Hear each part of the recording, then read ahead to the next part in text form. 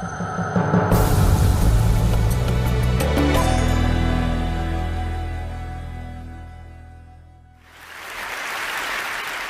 Memorial Day 2016. I remember being on a table, and the doctors are coming in one at a time. And as soon as I saw the look on their face, I knew I was in trouble. The doctor came up to me and says, "Mr. McMahon, it's not your heart.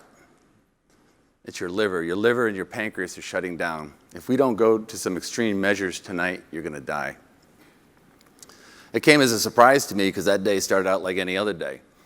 I went from being a CEO with a 7-figure income to being labeled an alcoholic and put on the end of a liver transplant waiting list. So I literally needed someone else to die for me to live.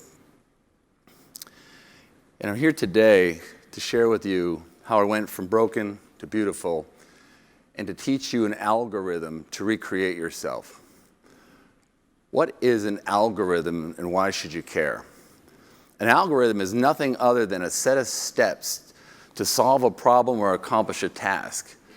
It's that simple. You see them all the time. Google and Facebook have algorithms for their apps to make life easier, but you would just as easily use an algorithm to make a grilled cheese sandwich or to bake a cake. They're a big part of my life. They're a big part of all of our lives. I'm going to give you a little bit of backstory. I grew up in a little town called Pittsfield, Mass. Pittsfield's known for baseball. My father was an excellent baseball player. Here he is in 1949. He signed a pro contract with the Cincinnati Reds for $6,000. He's here with my grandparents. That was a big deal at the time because $6,000 was the most amount of money they could pay anybody at the time. If you ever met my father, he'd tell you that a week later, Yankee Hall of Famer Mickey Mantle actually signed for only $1,150, meaning my father was a better baseball player than Mickey Mantle. One day. He had 6 kids. Dad taught us algorithms for baseball. He taught us how to hit, how to throw, how to catch, how to win. They worked. My brother Sean and my brother Eddie both played professionally. They worked for me too. I got a scholarship, went to college. I remember showing up to college my first day. My parents dropped me off, and I'm in the middle of my dorm room by myself. I'm starting to think, am I good enough to be here? Do I even belong? And right then, this sensation came upon me like I'd never felt before. My heart started thumping. I started sweating. I had the chills. I felt like I was being dropped out of an airplane. I've been in the middle of first of what would be many panic attacks. And instead of going to bed and getting a good night's sleep for my first day, playing baseball, meeting my new team, my new college, I went to a bar and I drank alcohol until the symptoms went away. And that would be an algorithm that I would repeat as needed regularly for the next 30 years. I had to drop out of college, no job, no money, baby on the way, no degree. The only job I could get was selling life insurance door to door.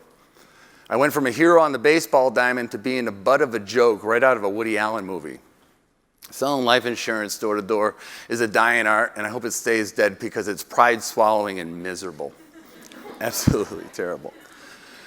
I was on the brink of financial and emotional breakdown when 2 amazing things happened. On January 10th, 1992, the first one was my son David was born, which was amazing. And as soon as he was born, the doctors came in, they put ink on his feet and his fingers, and they put it on this card. They're making his birth certificate. And the nurse told me that they take these certificates down to town hall every day with all the new babies, and they register them. They register the birth. It was important information because as an insurance agent, we actually used to wait around until Tuesday night. We had to wait till the birth announcements came out in the newspaper, and we would call you to try to sell you life insurance if you had a baby. We'd interrupt your dinner, and you'd hang up on us. Horribly miserable. Roll the clocks up 25 years. I used that algorithm as a framework, that one epiphany, that I could get that information earlier. I would go to town hall. I built an algorithm around getting that information earlier, calling them first, and it worked. Believe it or not, that one idea was a framework that I used to make a 6 and later 7-figure income. And if you roll the clocks up 25 years, I'm a CEO of a multi-million-dollar company. I have hundreds of employees, tens of thousands of clients. We're managing over $1 billion. From the outside looking in, I had it all. Private driver, flew all over the world. My passport was full. But inside, I blew up. I blew up financially, but I also blew up physically. I was 350 pounds, which meant I was morbidly obese. And I was still medicating these panic attacks daily with alcohol, and it wasn't working. For all the ways I used algorithms to make money and be successful, I could never find one just to feel better and be happy. Which brought us back to that day. I didn't feel well, and I got dropped off at the hospital. I got dropped off Memorial Day 2016. I didn't die, but the doctor told me a few things. The first thing he told me was that I'm going to need a liver transplant to survive, and that my life expectancy was probably about 6 months.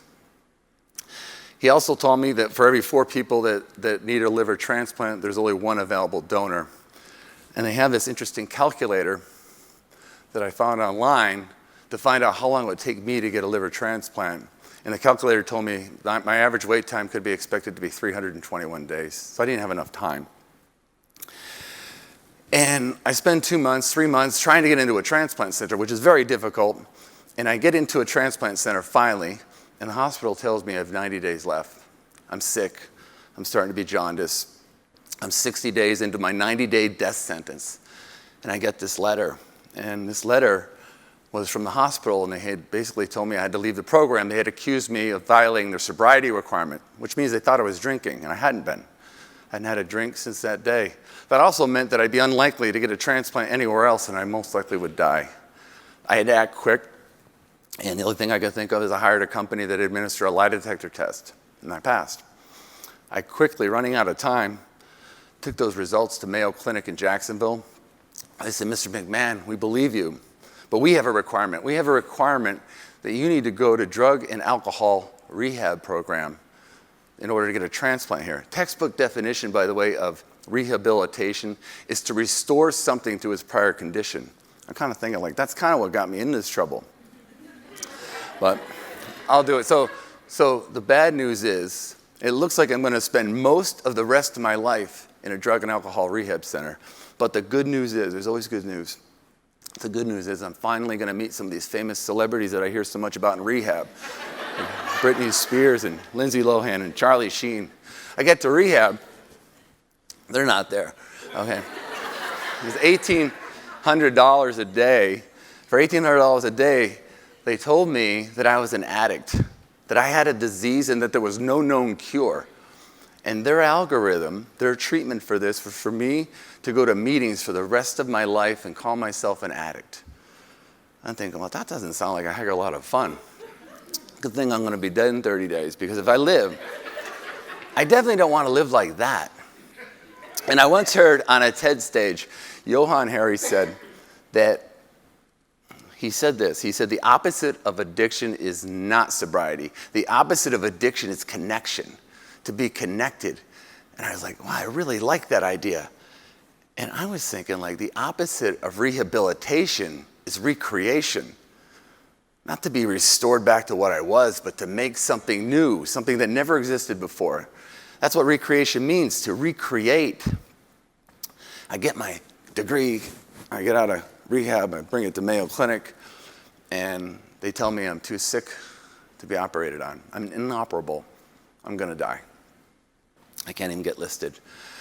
I was a financial planner, so what you do when you're a financial planner is you get your financial plan together and you put it on the table and you put your life's work in what's called a family meeting. You push everything in your life across the table, and it's gone. There's nothing left. Everybody left. It's me and my brother there. I said, geez, Tim, I think my whole entire life's been a mistake. And to make matters worse, I knew the morning was soon coming that my son, Joseph, and David would wake up, and I would not. And there was just no good reason. The only thing that was left was a memory of a guy that drank himself to death. I wasn't afraid of dying anymore. I just didn't want to die like that. I'm in the end. I'm starting to smell like death. My mom's a nurse, and she's with me. And praying for a miracle. I spend my last days with the woman I spent my first days with. And the phone rings, and it's Mayo Clinic. A 28-year-old prisoner died in Alabama, and they said he was a match. But they said he was an IV drug user, which meant that he was high risk, which meant that they weren't sure the liver was safe for me to take. And they put it up to me, and I took it, and it worked. They go to Alabama, they lift it in planes and helicopters to Jacksonville, and they put it in my body, and here we are together. And I'm alive. I'm alive, and I'm there the next day. I said, wow, I have a second chance. I can recreate myself. And I wanted to make a better use, a more meaningful use of my second chance. I later found out, by the way, that up to 4 dozen people passed on that high-risk liver because of the high-risk nature. It's a miracle I'm alive. And if you step back from my life, it looked like someone took a piece of pottery from 6 feet above the ground and dropped it on a marble floor. There was pieces of me everywhere. My business, my relationships, my dignity, everything. But what it really felt like, is that someone went through with a Zamboni and just wiped my life away. Clean. I had a clean slate. What would you do if you can make yourself into anything you wanted to be? To recreate yourself, and you have no worry about people judging you, because one of the very few advantages to being that broken and that busted up is there's nowhere else to go but up. And I got busy. I lost weight. I built algorithms to lose weight. I lost 140 pounds. I had a message that I wanted to share with the world. I learned a lot. I wanted to talk about it. So I published a book. And I spoke on stages all over the world about this 3-step process that anyone can do at any time to recover from anything and recreate themselves. Step number 1 is the most important word in the world, in my opinion, is decisions. And it's a misunderstood word because decisions aren't about adding things to your life. Decisions are about cutting away. If you break that word down, the etymology of decision, D means away from, like a detour. Scission means to cut away from, like incision. To change the fruit, Stephen Covey says you need to change the root. You need to cut away from the roots, and the roots are heavily embedded in your persona, which is the Latin word for mask. It's what characters wear, is they wear a mask. It's who you are. It's the story you tell yourself. They wanted me to be an addict with a disease that had no cure. I wanted to be a superhero. I had a purpose and made a difference. There's places and people I couldn't go around anymore. I had to cut them. There's things I loved I got rid of. I stopped binging on booze. I started binging on books. And step number 2, this is important. You need to tell yourself a better story, because if you do not have a story that you tell yourself, a narrative, the world will give one to you, and it'll ask you to wear it like a suit, okay? And if you don't know how to build this story, there's an exercise I want to walk you through right now. Let's pretend we're all going right now to a loved one's funeral. And we get up to the casket and we look down, and it's not a loved one. It's you. It's your funeral. 3 years from now. And you find out there's 5 speakers that are going to talk about the person you were 3 years from now. Your spouse, your children, a friend, your best friend, someone from work, and someone from your church or your charity. They're going to tell you how you lived. They're going to tell everybody how you loved. They're going to tell everyone how you made a difference, how you touched the world. That's the superhero that you want to pull yourself into. That's the story, this giant domino, and I'll teach you why these are important, that you want to become. Because step number 3 is you need to build a strategic plan. People don't plan to fail, they fail to plan. I learned that as a financial advisor. So I'm going to use the metaphor of the domino. Does everybody know that a 2-inch domino can actually knock over another 2-inch domino? It can basically do that forever. It's called the domino effect. Well, do you know a 2-inch domino can actually knock over a 3-inch domino? The domino has what's called action potential. If you're this broke and you're this down and you want to be this superhero, this domino cannot knock over that. It just can't happen. It doesn't work. But what it can do, what a little 2-inch domino can do, it can knock over a 3-inch domino. Okay, and a 3-inch domino can knock over a 4.5-inch domino, and a 4.5-inch domino can knock over a 7.5, and here my math fails me. It keeps going and going and going. I could barely walk when I got my transplant, but I could drink more water. I couldn't run a marathon, but I could eat a little less.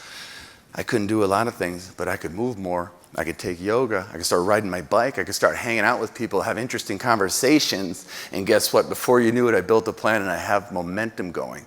The Romans say, in etiam demedium facti.